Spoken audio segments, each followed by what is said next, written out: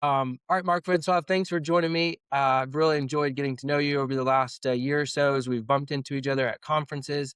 And so really, really glad to have you Thank today. you. Likewise. So what's the elevator pitch on Marc-François? Who are you? What do you do? Like, what do you like people to know?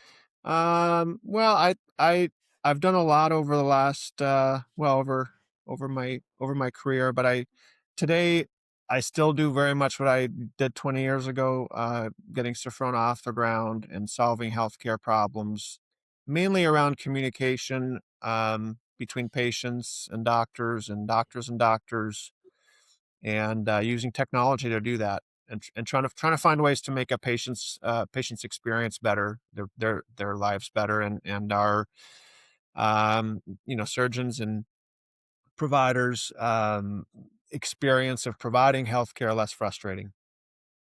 Hmm. Where do practices usually get that wrong? Like all that you just mapped out, the patient to provider, provider to provider, like when, over the last 20 years, if you've been in so many practices, had so many conversations, helped implement software solutions, technology solutions, where do practices typically get this wrong?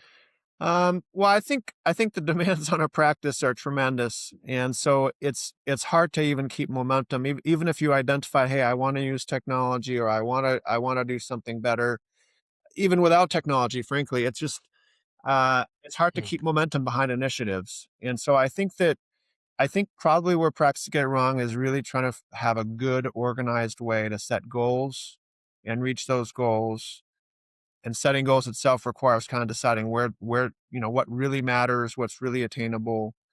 And so that's probably part of it, right? And then maybe there's an element of misreading what patients want in terms of how important a patient experience is, and saying, I'm just so busy trying to yeah.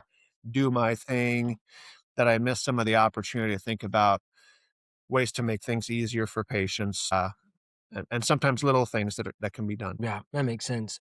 In your mind, again, I love this because you've just been doing it so long and you've seen technology evolve and you've seen the patient journey change and evolve and all the good stuff.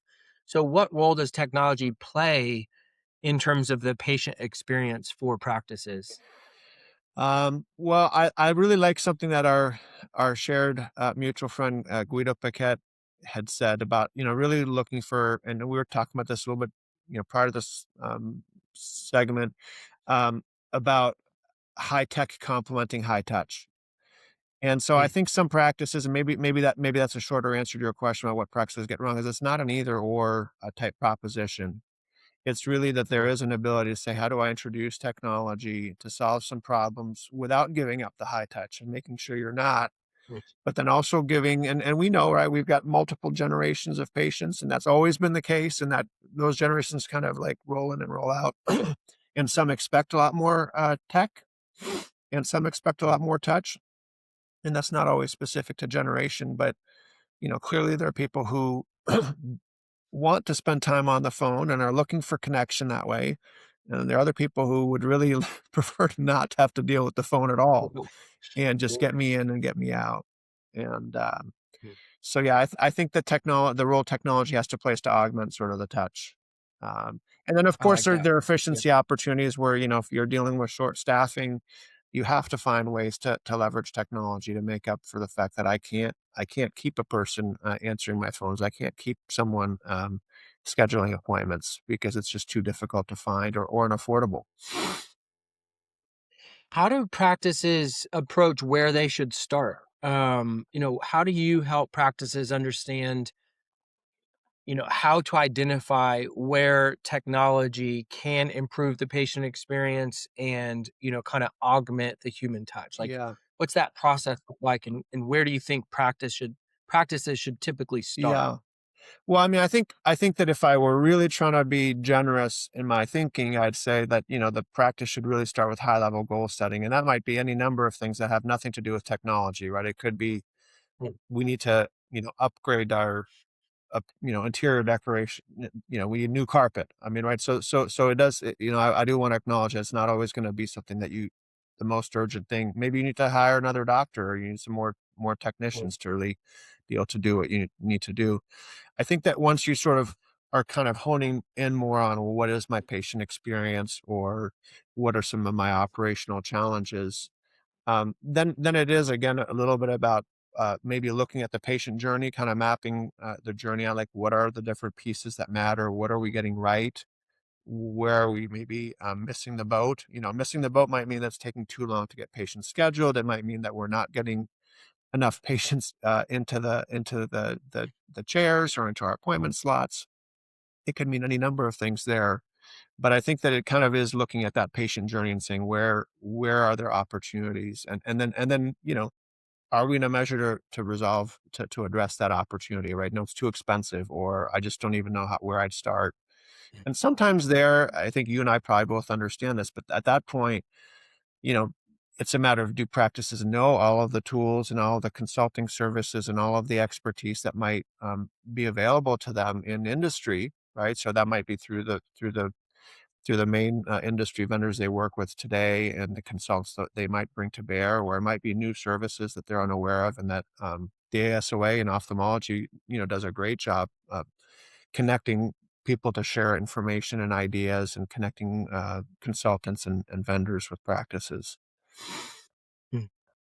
Do you typically find that practices have really complex technology structures? Like sometimes maybe they have too much technology, or they're just kind of stacking tool on tool on tool, or generally speaking, when you've observed practices, what's been your Yeah, experience? well, I mean, I think there's a trade. Yes, yes, it's complicated for practices. There are so many different things that can be done with technology. Um, and improve through technology. I think the challenge that a lot of practices run into is that they run into this paradigm conflict, I'll call it, between, Mm. I can really simplify my solutions and my vendors to having, one or two vendors, right? Maybe my electronic medical record vendors can do everything I want. And now I've got that sort of simplification. That's one paradigm where you're simplifying that way, but then at the same time, you're probably not getting the feature richness you could get, which is the other paradigm where you're now kind of cherry picking and saying, I want best of breed, right? I really want the best solution for managing referrals. That's the self-serving plug. Or I really want the very best solution for letting patients make their own appointments. Or I really want the best solution for reputation management. And so that's where I think that's where it is a challenge for practices where some are better equipped through their the intellectual capital they have, like their managers and their own ability to sort of work through and connect technology and say, well, if I can do these things together, some practices are better equipped with that. They might have someone who, can help with IT or who understands that well in Mm. their office. Others may really be in a situation where it just does make sense to get one thing that does it all, right? Yeah. Um, Mm. I mean, I don't think you and I, have a favorite spreadsheet vendor and a favorite word Right. processor. We've sort of agreed that maybe it makes sense for it all to be together, but I don't know, maybe there'd be some other people say, "No, I Yeah. gotta use this, specific tool for something specific because I get how they Yeah. connect, and I prefer to have the best of breed." Makes a lot of sense. Marc-François, thank you so much for joining. Where's the best place for people to connect with you online and follow you? I think it kinda depends on the nature. If it's like more of a, "Hey, I want your thoughts on something," LinkedIn's great. If it's a matter of like, "Hey, I wanna learn more about your company's products and services," probably through our website and just contacting us, Awesome. that way.